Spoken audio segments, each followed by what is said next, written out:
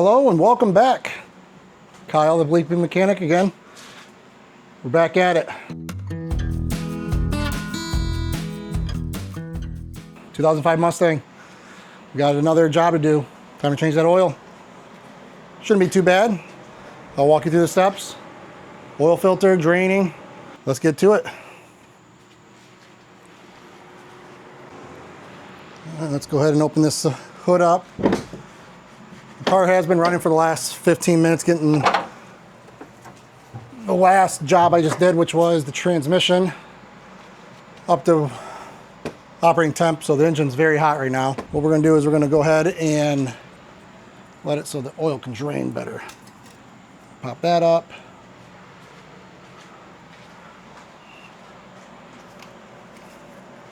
Open this guy up. That'll allow the oil to drain faster out of the bottom.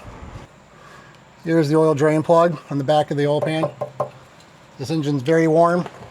Not looking forward to burning myself. Let's see what this is.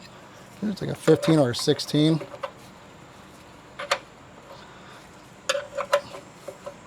'16 fits on decent enough. Enough that I'm not worried about it.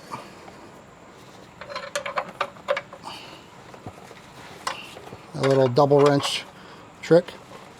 Ooh, snug. I like snug. Not overly tight though. So the oil filter on this, I'll show you here in a minute, is super easy to get to as well. It's right above my head. So once we get this opened up enough and draining and get most of it out, we'll move the oil pan to the front right here. Woo! Hot, hot, hot. Hot, hot, hot, hot, hot, hot, hot. Like I said, this thing's been running for about 20 minutes. All right, now she's getting ready to about pop off. I might be changing the oil a little early, but I have not done the oil on this. Woo-wee, woo-hoo, woo-hoo. Hot, hot, hot. Some nice 5W20 we'll put back in there, full synthetic. All right, it's getting really close. Almost overfilled the bucket. When I say almost, I mean it's still possible. So, but it's going to start draining in there pretty quick. Let that drain out now. Nope, not out of the bucket. Not out of the bucket. Made a little bit of mess in my creeper. Grab some wipes. Not out of the bucket. Got my oil filter wrench. It's not the same as my F-150, but I do have some new crush washers. So I'm going to go ahead and pop a new one of those on there. Trying to prevent from putting a ton of oil. I mean, all these clothes are basically ruined. Oh.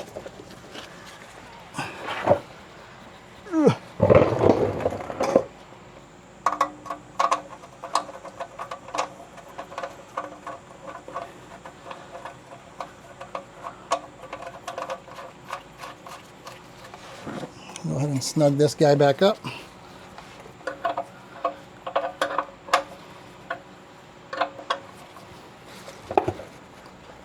There we go, nice and snug. So now we're going to move up to here. Grab a light real quick for you.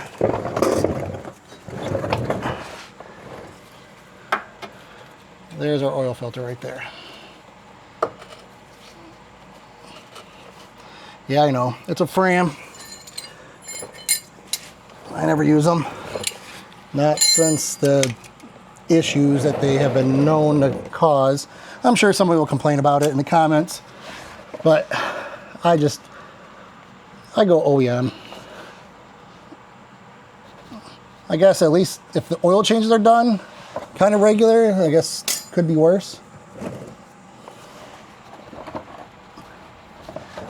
Could be worse. It wasn't too tight, which is good. Should start getting some oil. I use a, there we go, that's what I was wondering for. There we go. go. Let that drip out a little bit. So a trick that I've used to kind of minimize on some of these oil filters, take like a Dixie cup, slide it over top. But this oil filter on this particular model is a very, very, very, very large, very wide oil filter. And wow, oil gets everywhere, doesn't it? So when we take this off, we're going to check for a few things. First thing we want to make sure is the O-ring still on here? It is. We'll come up here, wipe that down. Looks good. Nothing up there to complain about. We'll get the new oil filter.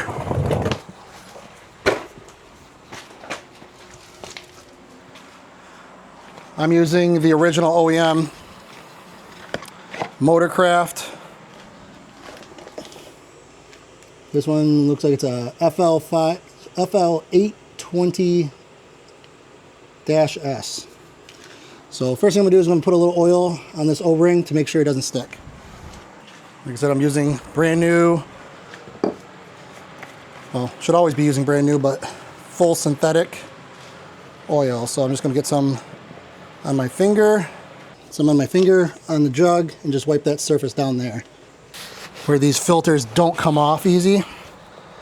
And that is because they wrench it on tight as shit, or put a dry rubber seal on there.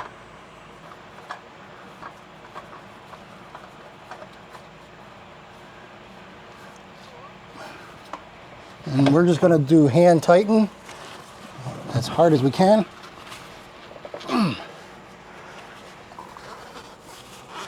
So I do as tight as I can by hand, and then I use my little wrench and I do tiny swivel. I now know that thing is snug, but not too tight. All right, drain plug's in, new oil filter's in. We're done down here, other than checking afterwards, make sure we have no leaks.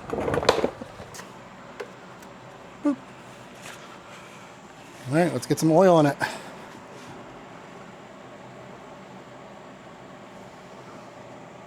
So the oil I'm using is actually Costco's full synthetic, high mileage. They actually sell a high mileage now. Almost every house brand, like from like AutoZone and such, they all are using like one or two oil manufacturers, like Warren Oil. And Costco and Sam's and Walmart brands have nearly the same amount or even more anti-friction, and they perform extremely well. And I just don't see the sense of spending $35 for a gallon where you can get the nearly identical performance. When I say nearly, obviously it's not one-to-one, for like $17, $18 for 5 gallons. And let's see where it's at. Check the dipstick over here. I know it's going to take more than 5. I just like checking. All right, so currently it is reading almost to the top of the crosshatch, right about there.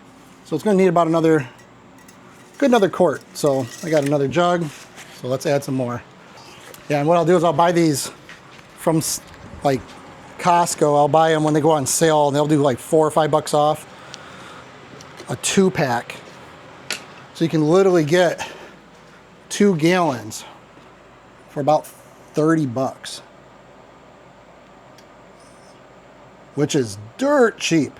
$15 when it's on sale per gallon. All right, that's a good that's 1 quart. Obviously, it's got to suck it into the oil filter, so it's going to be a little lower. So a lot of times what I do, depending on the capacity of the oil filter, obviously if it's a diesel or something like that, they're going to be a lot bigger. But you go right to full. So right now, I'm at the full hole. There's a hole. I'm right above the hole. So I'm a little overfilled. Like I said though, that oil filter is empty. So what I'm gonna do, go ahead and close this all up. I'm gonna give it a start. And then I'm gonna measure it again after letting it run for a minute.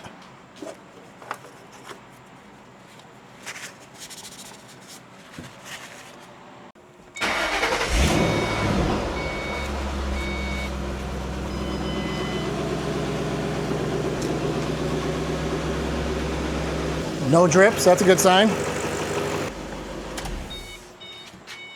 Let's go ahead and measure it again. What we're hoping for is right about the top of the crosshatch.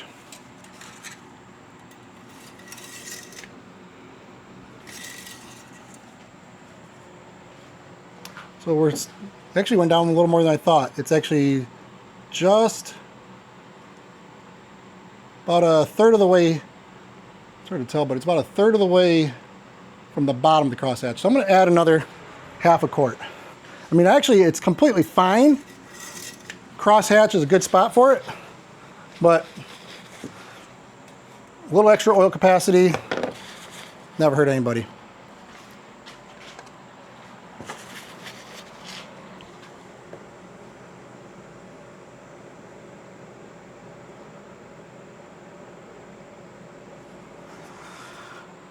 There you go. It's about an extra third of a quart.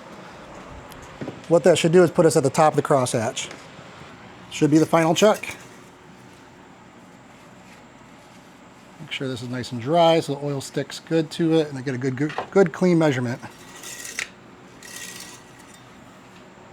All right. Could have gone a little bit more, but it's, if you can see, it is right below the top of the crosshatch right there. Now I'm calling that perfect. More than halfway above it. There you go. Nice, good, clean oil change. That takes care of the motor. So at this point, we're all set with this. I do have more coming in projects-wise for this engine. I do want to plan on doing a tune-up. If anybody knows about these 4.6s and those spark plugs, pretty sure it's original. Yeah, that's going to be a fun one, but I'm going to do it. So, all right, guys, that wraps it up for this video. Oil change done. The previous video for this car, we did the transmission filter and fluid. That's done. This car is just getting a little bit closer to being, I mean, just all set, ready to go. I do plan on doing the rear differential. I'll do a video on that as well. If you guys have any other questions, concerns, comments, I don't know, any ideas that you want me to do for this, let me know. The car does have a aftermarket exhaust and a cold air intake, and looks like somebody did pop a spacer on the throttle body. All done before me. So if you guys have any anything you want to mention about this, let me know. Otherwise, I mean, I appreciate you guys and hope to see you on the next one. Have a great day. Thank you.